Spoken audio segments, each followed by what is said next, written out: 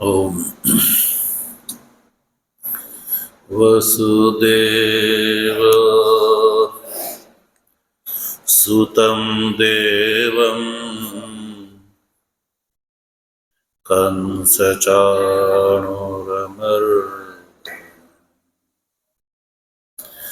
देवकी परमानन्दं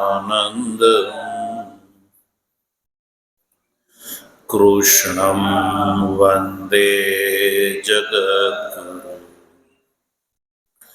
मूकं करोति वाचालं पङ्गुं लङ्घयते यत्कृपातमहं वन्दे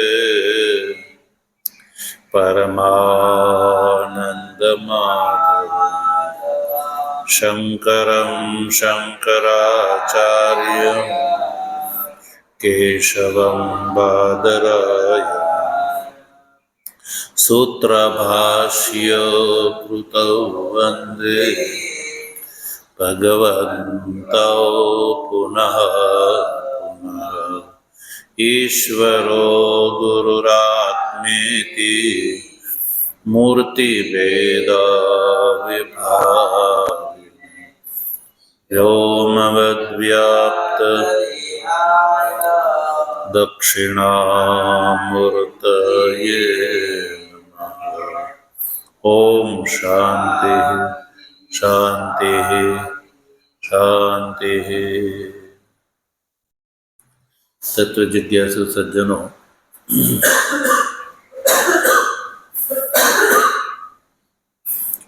प्रातःकालीन स्वाध्यायात्मक श्रृंखला अंतर्गत श्रीमद् भगवद गीता शांकर भाष्य सहित विचार क्रम में कर्मयोग नामक तृतीय अध्यायना 15मा श्लोकનો આપણે વિચાર કરી રહ્યા છીએ।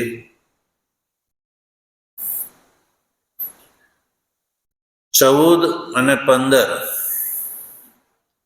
આ બે શ્લોકોમાં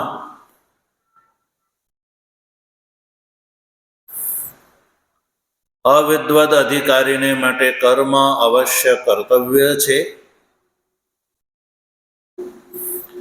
એ વાત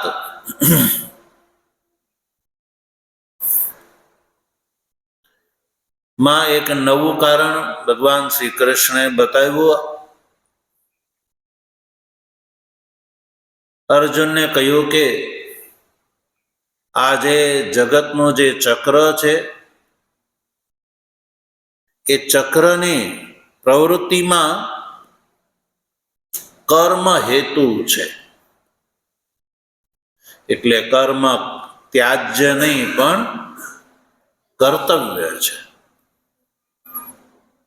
અવિદ્વદ અધિકારીએ કર્મ કર્તવ્ય છે।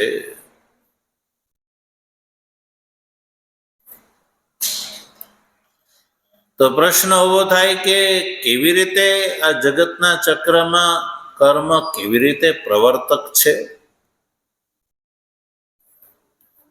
એ વાત ભગવાન શ્રી કૃષ્ણએ આ બે શ્લોકના માધ્યમથી કરી।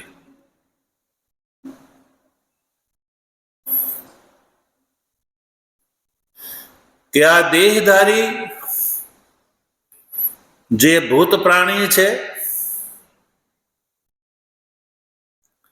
એમના જે આ ચાર પ્રકારના જે દેહ છે, જરાયુજ, આંડજ, ઉદ્ભીજ અને સ્વેદજ,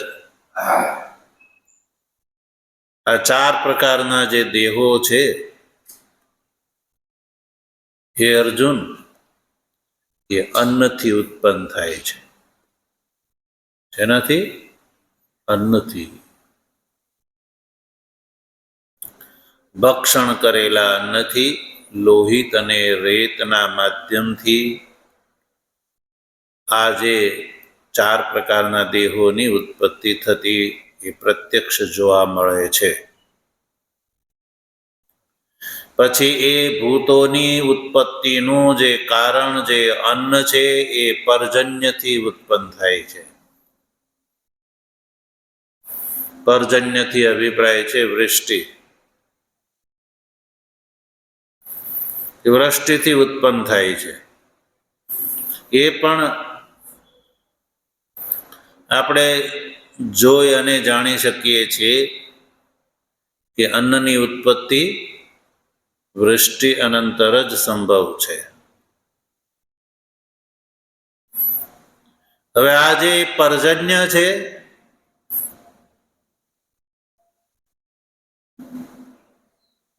અન્નની ઉત્પત્તિનું જે કારણ પર્જન્ય છે એ યજ્ઞથી ઉત્પન્ન થાય છે. યજ્ઞથી અભિપ્રાય છે અહીંયા અપૂર્વ. યજ્ઞ એટલે અપૂર્વથી ઉત્પન્ન થાય છે. અને આ જે અપૂર્વમાં જે હેતુ છે એ કર્મ છે. અપૂર્વ કર્મથી ઉત્પન્ન થાય છે. અપૂર્વ કર્મથી ઉત્પન્ન થાય છે.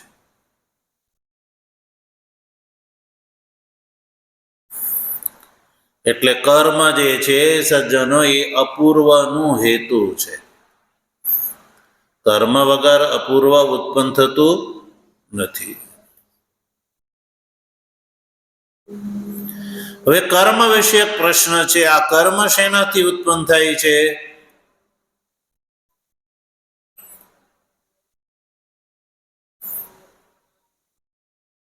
અપૂર્વમાં હેતુભૂત જે કર્મ છે એ ભગવાને કહ્યું યજ્ઞ કર્મ સમુદ્ભવ એટલાથી કહ્યું કે અપૂર્વ જે છે એ કર્મથી ઉત્પન્ન થાય છે. તો સજ્જનો અહીંયા કર્મના સંબંધમાં પ્રશ્ન ઉભો થાય છે.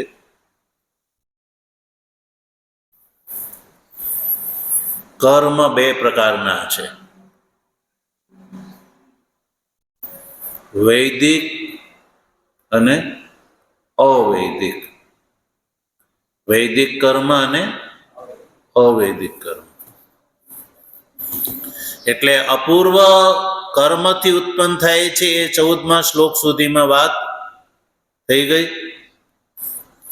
હવે આ જે અપૂર્વમાં હેતુ જે કર્મ છે એ જે કર્મ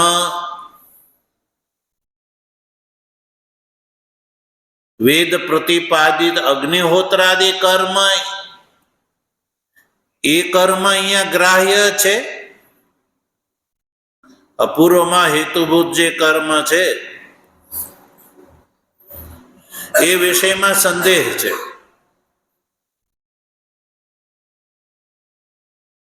કર્મથી અહીંયા અગ્નિહોત્રાદિ જે વેદ પ્રતિપાદિત એ યા બૌદ્ધ દ્વારા પ્રવર્તિત ચૈત્ય વંદનાદિ એ સંદેહ છે. બૌદ્ધ દ્વારા પ્રતિપાદિત ચૈત્ય વંદનાદિ એ અહીંયા કર્મથી અભિપ્રાય છે યા વેદ પ્રતિપાદિત અગ્નિહોત્રાદિ.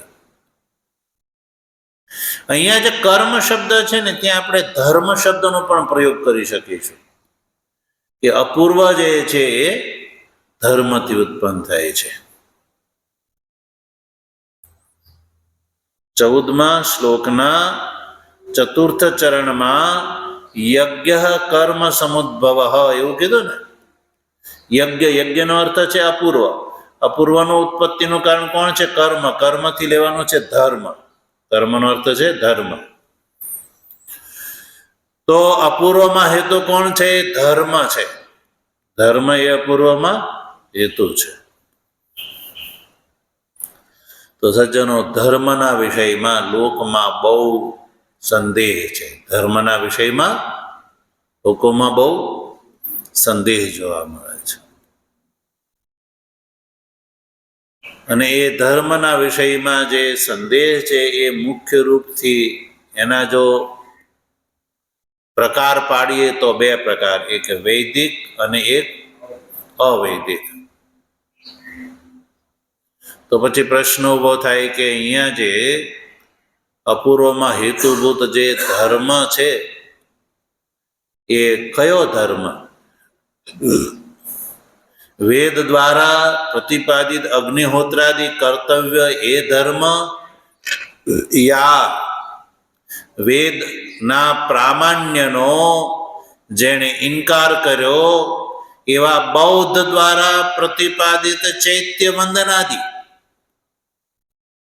બૌદ્ધનો ધર્મ શું છે? ચૈત્યના વંદન વગેરે કરવા. એ ચૈત્ય એટલે સ્તૂપ, સ્તૂપાદિનું વંદન વગેરે જે છે એને પણ બૌદ્ધ ધર્મ કહે છે. ધર્મ શબ્દ અનેકાનેક રૂપથી પ્રયોગ લોકમાં જોવા મળે છે. પણ સજ્જનો,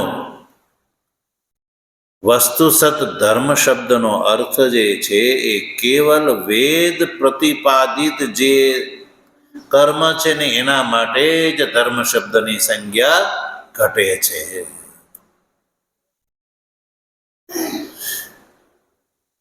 વેદ એટલે કે વૈદિક સનાતન ધર્મથી ઇતર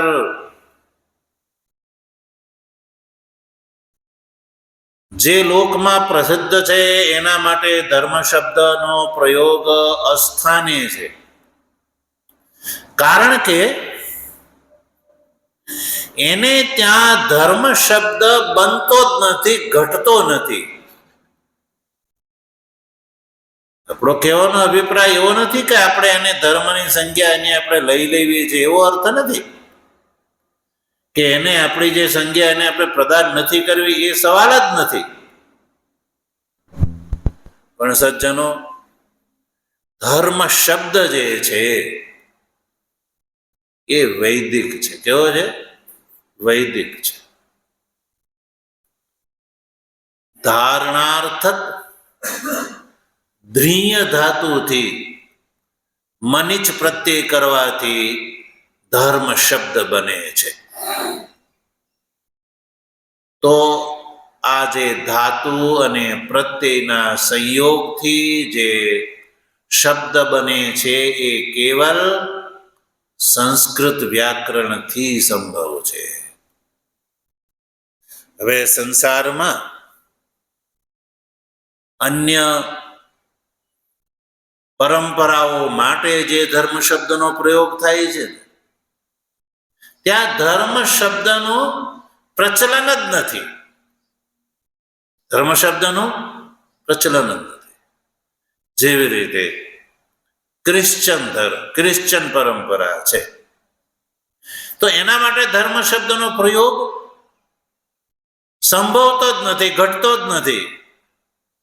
કારણ કે ક્રિશ્ચન જે છે એ ભારતીય નથી.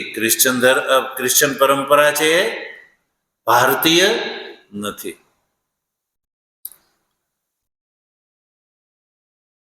એ આંગ્લ છે. કેવો છે? આંગ્લ. આંગ્લ એટલે અંગ્રેજો દ્વારા ચલાવેલો છે.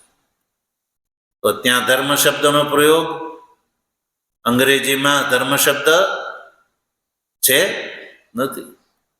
ભલે એની જગ્યાએ બીજો એનો શબ્દ પ્રયોગ કરતા હશે, પણ ધર્મ શબ્દ ધકાર, અકાર, મકાર, રેપ એવો જે શબ્દનો પ્રયોગ તો ત્યાં અંગ્રેજીમાં નથી. યા મહમ્મદીય જે છે એનો પ્રવર્તન ક્યાં થયું?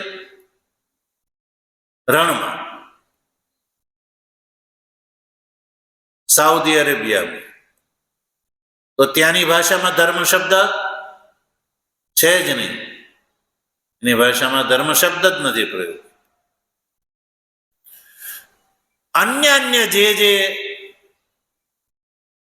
પરંપરાઓ છે સજ્જનો, એના માટે ધર્મ શબ્દ પ્રયુક્ત જ નથી થતો.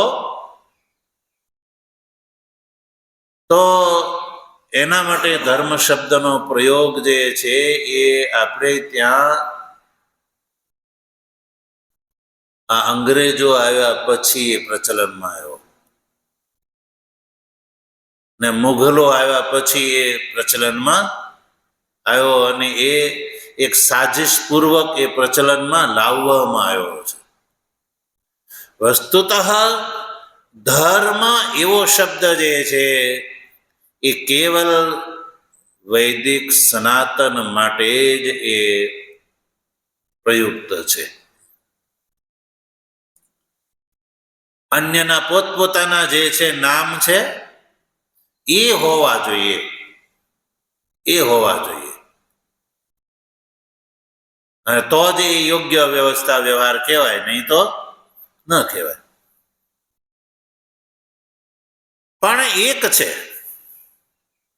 બૌદ્ધ જે છે, બૌદ્ધ એ સનાતન ધર્મનો એક જ બૌદ્ધ ધર્મ છે, એ જ પ્રતિદ્વંદ્વી ધર્મ છે. એના માટે પણ ધર્મ શબ્દનો પ્રયોગ થાય છે, પણ એ અવૈદિક છે. કેવો છે? અવૈદિક. કારણ કે એનો ઉદ્ભવ જે છે ભારત વર્ષમાં થયો છે, એટલે અવૈદિક હોય છે. ચૈત્ય વંદનાદિ માટે પણ ધર્મ શબ્દનો પ્રયોગ એ લોકો કરે છે, સ્તૂપાદિની વંદના વગેરે. અને આચાર્ય ભગવત્પાદ ભગવાન શંકરાચાર્ય જેનો જ્યારે પ્રાદુર્ભાવ થયો ત્યારે ભારત વર્ષની અંદર ચતુર્દિક આ જે બૌદ્ધ ધર્મ છે એનો જબરદસ્ત પ્રચાર હતો. એટલે બૌદ્ધ ધર્મ અને સનાતન ધર્મની અંદર સાંકર્ય એ મનુષ્યના મનમાં રહે એ સ્વાભાવિક છે. સાંકર્ય એટલે ભેગું થઈ જવું, એને કહેવામાં આવે સાંકર્ય. જેમ દાળ અને ચાવલ ભેગા થઈ જાય તો એને શું કહેવા આવે? બેવનું એકબીજામાં સાંકર્ય. એટલે મનુષ્યના માટે આલોક અને પરલોકના હિત માટે જે ધર્મ કર્મ કરવાની વાત આવે છે ત્યારે સૌથી પહેલા એ વાત ઊભી થાય કે કયું ધર્મ કર્મ અહીંયા ગ્રાહ્ય છે? બૌદ્ધ દ્વારા પ્રતિપાદિત યા વેદ દ્વારા પ્રતિપાદિત? એ સાંકર્યના કારણે બૌદ્ધ જે છે ધર્મ એ પણ ગ્રાહ્ય થવા લાગે છે. એટલે ભાષ્ય ટીકાકારે એવું લખ્યું કે યદ અપૂર્વ હેતુત્વેન કર્મ ઉક્તમ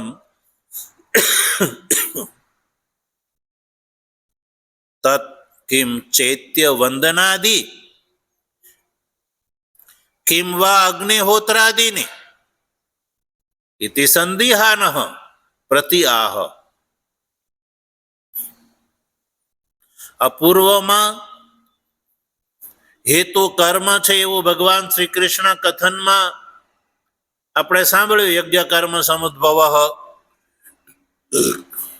તો એ કર્મથી ચૈત્ય વંદનાદિ એ અહીંયા કર્મ ગ્રાહ્ય છે યા અગ્નિહોત્રાદિ? એમાં સંદેહ થઈ જાય છે, સાંકર્ય ઉત્પન્ન થઈ જાય છે. એ કર્મથી શું ગ્રાહ્ય છે? એટલે એના ઉત્તરમાં 15મા શ્લોકના પ્રારંભમાં સ્પષ્ટ કર્યું કે કર્મ બ્રહ્મોદ્ભવમ વિદ્ધિ. કર્મ બ્રહ્મોદ્ભવમ.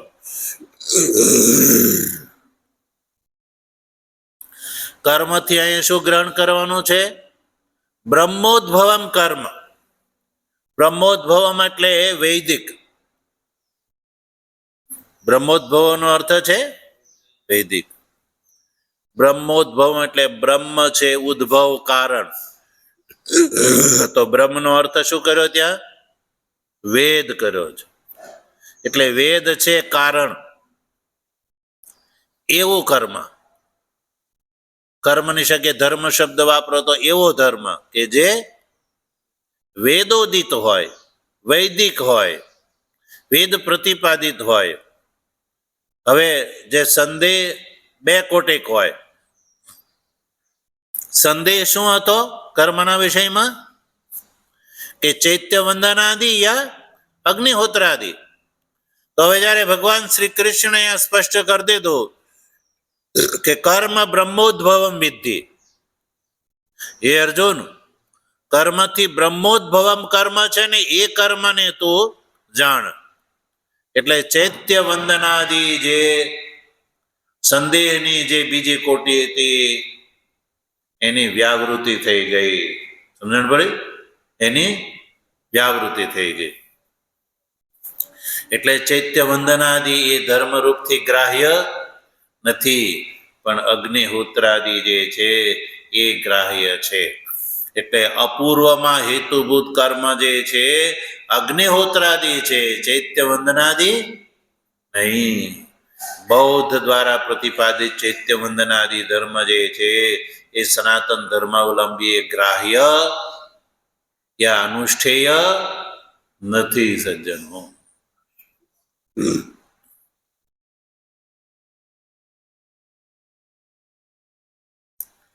એટલે તો કર્મ બ્રહ્મોદ્ભવમ જે 15મા શ્લોકમાં પ્રારંભમાં જોયું કે બ્રહ્મોદ્ભવમાં બ્રહ્મનો અર્થ કર્યો વેદ. અને એ જે ઉદ્ભવ છે ઉદ્ભવનો અર્થ કર્યો કારણ. ઉદ્ભવ એટલે કારણ અને બ્રહ્મ એટલે વેદ. એટલે કે વેદ જેમાં કારણ છે એ અહીંયા કર્મથી ગ્રાહ્ય છે. વેદ જેમાં કારણ છે એટલે વેદ પ્રતિપાદિત વૈદિક કર્મ કારણ છે, એટલે કે પ્રકાશક છે. એટલે વેદ દ્વારા પ્રકાશિત પ્રતિપાદિત જે કર્મ છે એ જ મનુષ્યના માટે અનુષ્ઠેય છે. અને એ અપૂર્વમાં હેતુ છે.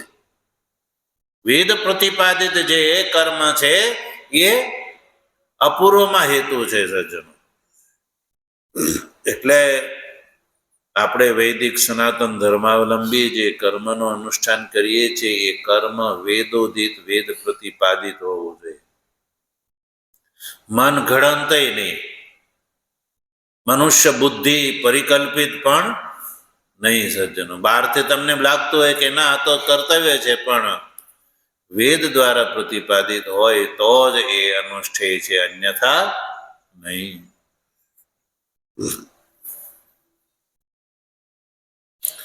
વિદ્ધિ શબ્દના પ્રયોગની પાછળ ભગવાન શ્રી કૃષ્ણનો આ આશય પ્રતીત થઈ જાય છે. વિદ્ધિ એટલે અર્જુન તું જાણ, એ સમજ. એટલે ચૈત્ય વંદનાદિ નહીં પણ અગ્નિહોત્રાદિ કર્મ છે એને તું અપૂર્વનો હેતુ જાણ, એમ અભિપ્રાય. ચાલો, વાર્તા તો ગઈકાલે થઈ ગઈ હતી પણ આટલી સ્પષ્ટ કરવાનું હતું. હવે બ્રહ્મ જે છે, બ્રહ્મ એ શેનાથી ઉત્પન્ન થાય છે? તો કયું? અક્ષર સમુદ્ભવમ. બ્રહ્મ એટલે વેદ. વેદની ઉત્પત્તિ શેનાથી? તો કયું? અક્ષર સમુદ્ભવમ. અક્ષર, અક્ષર એ જેમાં કારણ છે. અક્ષર એટલે બ્રહ્મ, પરમાત્મા. એ જે સમુદ્ભવ એટલે કારણ છે યસ્ય, જે વેદમાં તદ અક્ષર સમુદ્ભવમ. એટલે વેદ જે છે એ અક્ષરથી ઉત્પન્ન થાય છે. કોણ? બ્રહ્મ એટલે વેદ ઇત્યર્થ. તો હવે વેદની ઉત્પત્તિ અક્ષર અવિનાશી પરમાત્માથી.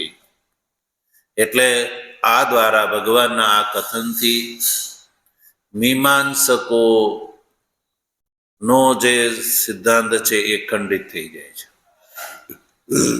મીમાંસકો જે છે એ કહે છે કે વેદ, યદ્યપિ ખંડનની તો કોઈ વાત નથી. મીમાંસકો જે છે એ વેદને અપૌરુષેય માને છે. નિત્ય માને છે. જ્યારે વેદાંતમાં જે છે એ પૌરુષે પણ ઈશ્વર કર્તૃ, ઈશ્વર પ્રતિપાદિત, ઈશ્વરથી પણ પ્રતિપાદન શ્વાસની જેમ. એટલે પૌરુષય ને અપૌરુષય એમાં પછી કઈ જાજો ફેર રહેતો નથી. આનું પૂર્વીથી એના એ જ રહે છે.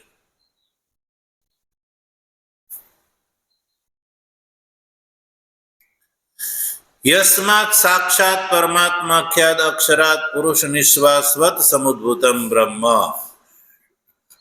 જે કારણથી સાક્ષાત પરમાત્મા એવા જેનું નામ છે, એવાથી પ્રસિદ્ધ છે, એવા અક્ષરથી, અક્ષર વિનાશી પરમાત્માથી પુરુષના નિશ્વાસની જેમ જેનો ઉદ્ભવ થયો છે, જે વેદનો, શેનો? વેદનો. વેદની ઉત્પત્તિ શેનાથી થઈ સજ્જનો? અક્ષરથી. અક્ષરથી અભિપ્રાય શું છે? પરમાત્મા. સાક્ષાત પરમાત્મા એવા અક્ષરથી બ્રહ્મ સમુદ્ભૂતમ, બ્રહ્મ એટલે વેદ, ઉત્પન્ન થયા છે. કેવી રીતે ઉત્પન્ન થયા? તો પુરુષ નિશ્વાસવત, એ દ્રષ્ટાંત છે. પુરુષથી જેવી રીતે નિશ્વાસ ઉત્પન્ન થાય એ રીતે પરમાત્માથી વેદની ઉત્પત્તિ થાય છે. એટલે કે આ જે વર્તમાન જે સૃષ્ટિ છે એ જ્યારે સમાપ્ત થશે, એટલે એને દિવસ સમાપ્ત થશે, એટલે વેદ જે છે પરમાત્માની અંદર સમાઈ જશે શ્વાસની જેમ. અને પુનઃ જ્યારે સૃષ્ટિ નવી જ્યારે રચાશે ત્યારે પુરુષથી જેમ નિશ્વાસ ઉત્પન્ન થાય એ પરમાત્માથી વેદ ઉત્પન્ન થાય છે. આનું પૂર્વીથી વેદ જે છે એ કલ્પ કલ્પાંતરથી સજ્જનો એના એ રહે છે. એટલે વેદ કોઈ કાલમાં એનો ઉદય થયો છે, મનુષ્યની રચના કરી છે એવું નથી.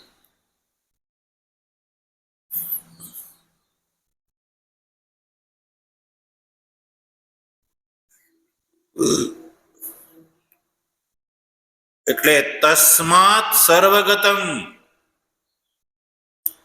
એટલે વેદ જે છે એ તસ્માત સર્વગતમ નિત્યમ યજ્ઞે પ્રતિષ્ઠિતમ. વેદ જે છે સજ્જનો, તસ્માત, તસ્માત નો અર્થ છે સર્વાર્થ પ્રકાશકત્વાદ. તો સજ્જનો વેદ છે જે અક્ષર અવિનાશી પરમાત્માથી જે પુરુષ નિશ્વાસની જેમ ઉત્પન્ન થયેલા વેદ છે એ સર્વ અર્થના પ્રકાશક છે. કેવા છે? સર્વ અર્થના પ્રકાશક છે વેદ. એવો કોઈ પદાર્થ નથી જે વેદથી પ્રકાશિત ન હોય. સંસારમાં એવો કોઈ અર્થ નથી જે વેદથી પ્રકાશિત ન હોય. વેદ સર્વાર્થ પ્રકાશક છે. એટલે સર્વાર્થ પ્રકાશક હોવાના કારણે સર્વગતમ છે. તસ્માત સર્વગતમ, સર્વાર્થ પ્રકાશક હોવાથી સર્વગતમ.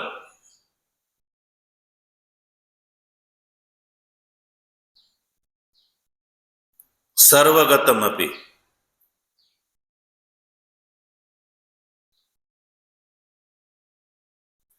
સર્વગતમ અપી સત, સર્વગત હોવા છતાં પણ આ જે સતની પછી ત્યાં લખેલ શબ્દ છે ત્યાં વચ્ચે કઈ સત, સર્વગતમ અપી સત, પછી નિત્ય, સત અને નિત્યની વચ્ચે કોઈ પદ છે?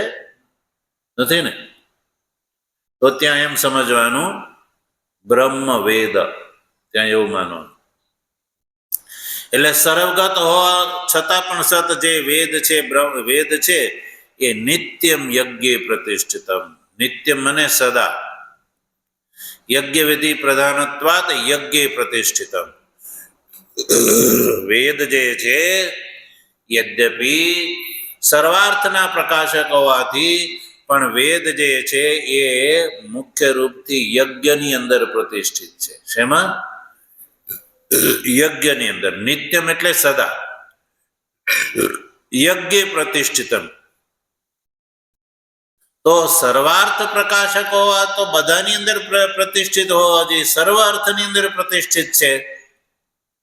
કેવલ યજ્ઞની અંદર પ્રતિષ્ઠિત છે એવું કેમ કહ્યું? વેદ જ્યારે સર્વાર્થ પ્રકાશક છે તો સર્વ અર્થની અંદર પ્રતિષ્ઠિત છે એવું કહેવું જોઈએ ને. એના બદલે અહીંયા શું કહ્યું? નિત્યમ યજ્ઞ પ્રતિષ્ઠિત. નિત્યમનો અર્થ છે સદા, યજ્ઞની અંદર પ્રતિષ્ઠિત છે. શા માટે? સર્વાર્થના પ્રકાશક હોવા છતાં પણ યજ્ઞમાં જ પ્રતિષ્ઠિત કેમ કયા ભગવાને? તો કહ્યું યજ્ઞ વિધિ પ્રધાનત્વાત્. યજ્ઞ વિધિ પ્રધાન હોવાથી વેદની અંદર યજ્ઞ વિધિ જે છે એનું પ્રધાન રૂપથી પ્રતિપાદન છે. યજ્ઞ વિધિનું પ્રધાન રૂપથી પ્રતિપાદન છે વેદમાં યજ્ઞનું. યજ્ઞ વિધિ પ્રધાનત્વાત યજ્ઞ પ્રતિષ્ઠિતમ. વેદ જે છે મુખ્ય રૂપથી વેદનું પ્રાધાન્ય યજ્ઞની વિધિમાં છે. એમાં છે યજ્ઞ વિધિ જે છે. અહીંયા જે વેદ શબ્દનો પ્રયોગ આવ્યો તો વેદથી અભિપ્રાય છે વેદનો પૂર્વકાંડ, કર્મકાંડ. ઉપનિષદ કાંડ નહીં પણ કર્મકાંડ લેવાનો છે. કારણ કે વેદનો જે પૂર્વ કર્મકાંડ જે છે એ યજ્ઞ પરક છે. યજ્ઞથી અભિપ્રાય છે કર્મ. એનો જ મુખ્ય રૂપથી વેદમાં પૂર્વકાંડમાં પ્રતિપાદન છે. કર્મ કહો યા ધર્મ કહો. ધર્મનું એટલે સજ્જનો જેમ ઉપનિષદ છે, ઉપનિષદનું પ્રતિપાદ્ય તત્વ છે બ્રહ્મ, એમ કર્મકાંડનું પ્રતિપાદ્ય તત્વ છે યજ્ઞ. શું છે? યા ધર્મ. ધર્મ પણ કહી શકાય. ધર્મ તો ધર્મ અને બ્રહ્મ આ બે તત્વ જે છે એ વેદ દ્વારા જ પ્રતિપાદિત છે. અન્ય કોઈ પણ પ્રકારથી એને સિદ્ધ કરી શકાય એમ નથી સજ્જનો. કયા કયા બે તત્વ? ધર્મ અને બ્રહ્મ. એટલે ધર્મ અને બ્રહ્મનો નિર્ણય, વેદના ધર્મનો નિર્ણય કર્મકાંડથી અને બ્રહ્મનો નિર્ણય ઉપનિષદ જ્ઞાનકાંડથી. વેદના બે કાંડ, કર્મકાંડ અને જ્ઞાનકાંડ. કર્મકાંડની અંદર ધર્મનો જગ્યાએ કર્મ જે કયો કે યજ્ઞ કહો, કર્મ કહો, ધર્મ કહો, તે બેવું એક જ છે. એટલે વેદનો કર્મકાંડ જે છે એ ધર્મનું પ્રતિપાદન કરે છે. ઉપનિષદ કાંડ જે છે એ બ્રહ્મનું જ્ઞાનનું પ્રતિપાદન કરે છે. અને આ બે તત્વ છે એ વેદથી અતિરિક્ત અન્ય કોઈ પણ પ્રકારના પ્રમાણથી એને પ્રમાણિત સિદ્ધ કરી શકાય એમ નથી. કેમ? જો અન્ય પ્રમાણનો વિષય હોય તો વેદની કોઈ મહત્તા રહે નહીં. વેદની અંદર કોઈ પ્રામાણ્ય ન રહેતું. વેદનું પ્રામાણ્ય સજ્જનો એ છે કે પ્રત્યક્ષેણ અનુમાનેન યસ્તુપાયો ન વિદ્યતે એનમ વિદંતિ વેદેન તસ્માદ વેદસ્ય વેદતા.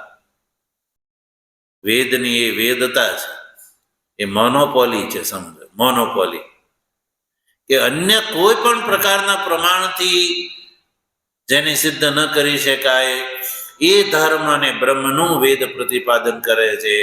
એટલે વેદની એ મહાનતા છે, મોનોપોલી છે. ધર્મ અને બ્રહ્મને વેદથી અતિરિક્ત કોઈ પણ પ્રમાણથી સિદ્ધ કરી શકાય નહીં. બ્રહ્મ આત્માનું સ્વરૂપ જે છે એ ઉપનિષદથી અને ધર્મનું સ્વરૂપ કર્મકાંડથી. એટલે આત્માના સ્વરૂપનું વર્ણન, જેમ કે આપણે સાંજે ઈશાવાસ્ય ઉપનિષદનો વિચાર કરી રહ્યા છીએ, તો ઉપનિષદોમાં અનેકો ઉપનિષદોમાં એક ઉપનિષદ છે ઈશાવાસ્ય ઉપનિષદ. ઈશાવાસ્ય ઉપનિષદ શેનું પ્રતિપાદન કરે છે? આત્માના સ્વરૂપનું. ભગવાન ભાષ્યકારે સ્પષ્ટ કર્યું, ઈશાવાસ્યમ ઇત્યાદયો મંત્રા કર્મસુ અવિનિયુક્તા તેષામ અકર્મશેષસ્ય આત્મનઃ યાથાત્મ્ય પ્રકાશકત્વાत्. ઈશાદી મંત્રો જે છે એ આત્માના પારમાર્થિક સ્વરૂપનું વર્ણન કરવા વાળા છે, અને પારમાર્થિક સ્વરૂપ બતાવ્યું આત્મા અનેજત એક મનસજવીય ઇત્યાદિ. જ્યારે મનુષ્ય સામાન્ય અજ્ઞ મનુષ્યને આત્માનું સ્વરૂપનો અનુભવ કેવો થાય છે?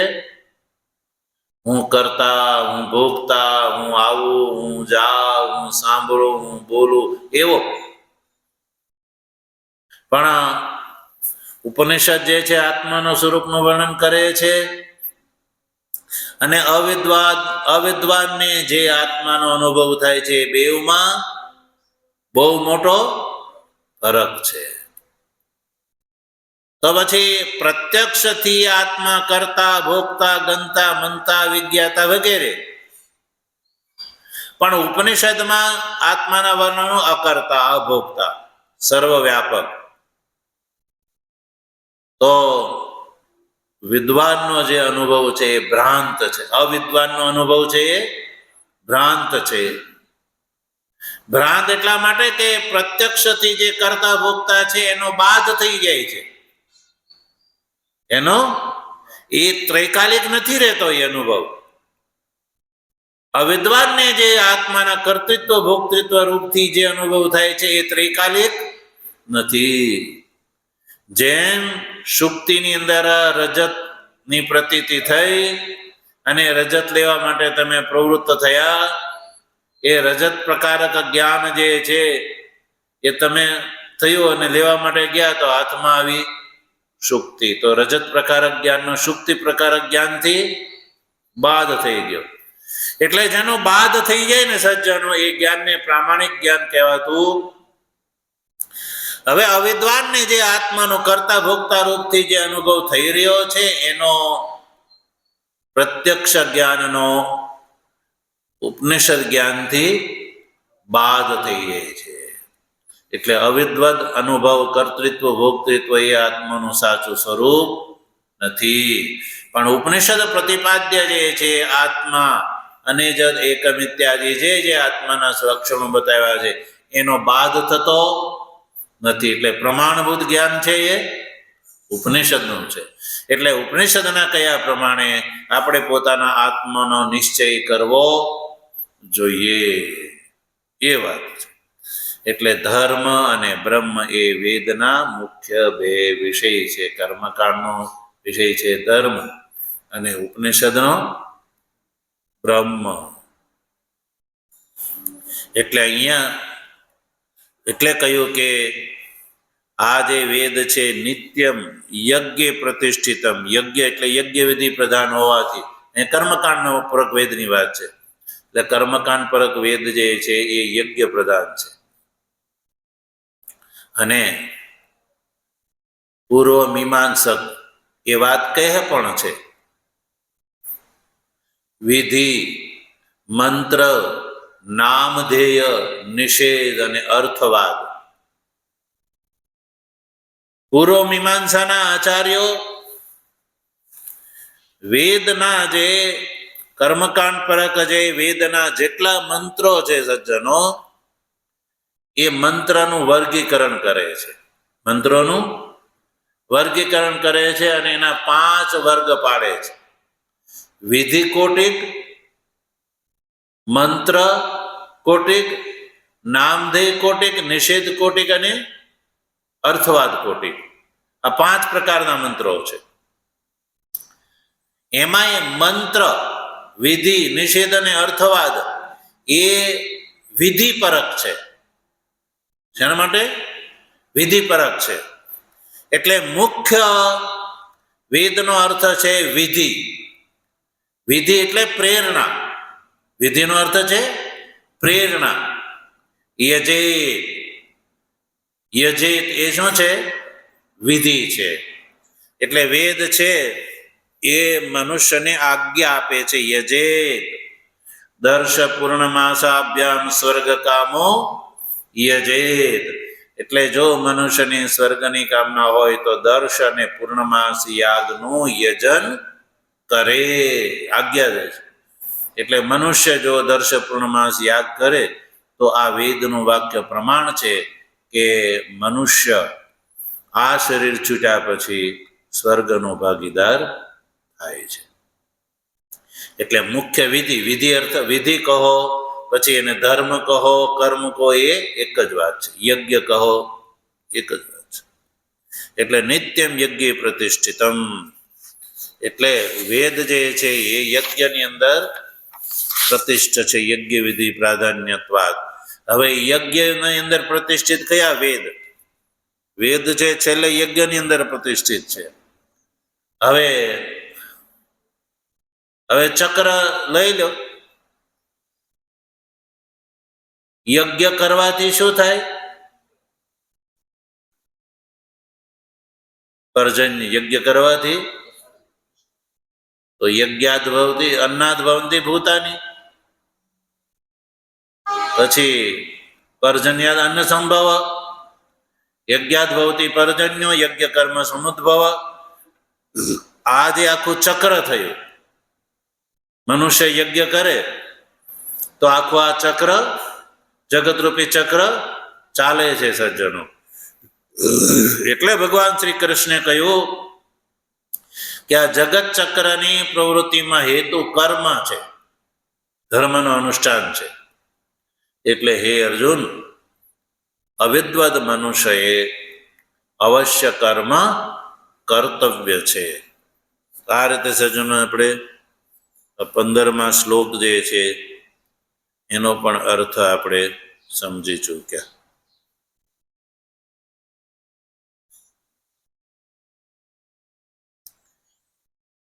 ઓમ વસુદેવ સુતમ દેવમ કંસચાણૂરમર્દનમ દેવકી પરમાનંદમ કૃષ્ણં વંદે જગદ્ગુરુ.